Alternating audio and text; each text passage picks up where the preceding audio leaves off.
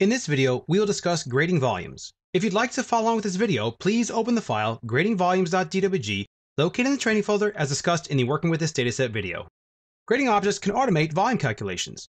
If we go ahead and select our grading object right here, and we navigate to the grading group properties, you'll notice if you navigate to the properties palette, it immediately shows you the cut, fill, and net volume that you have defined by this grading group and the volume-based surface. And will update dynamically if you make any edits to your grading objects. If you wanted to copy this and paste it into another application or inside AutoCAD, you would simply right-click, choose Copy All, and then Control-V and paste it into another application. There's also the ability to go to the Grading Volumes tools.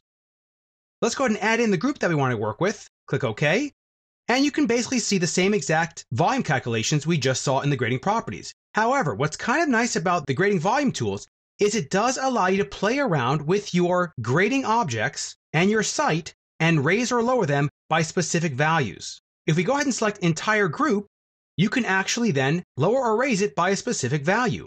If you wanted to make a selection set of a specific grading group to raise or lower, you could simply do it there and then pick in the drawing which one you want to affect.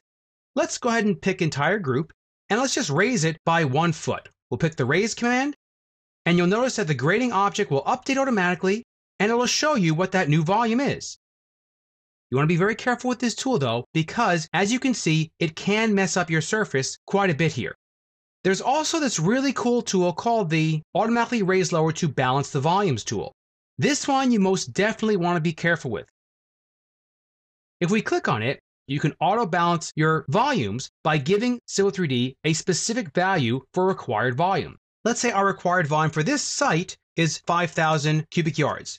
So we'll type in 5,000 and then click OK here.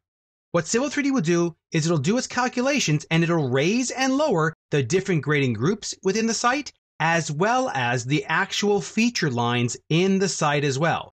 So you definitely want to be careful with this. You can get undesired results based upon how it's automating that grading group. In fact, if we look at the command line window, you'll notice that it actually has done a few things like raised this feature line and lowered that one by a specific value. And as you can see, doing its best to auto adjust the volumes, but of course our surface is not looking how you'd want it to actually look, as you can see when we take it into the object viewer. So it's a pretty cool tool, just be careful with it, and typically you'll use your feature line edit tools as well as the grading editing tools to automate the volume calculations that you need.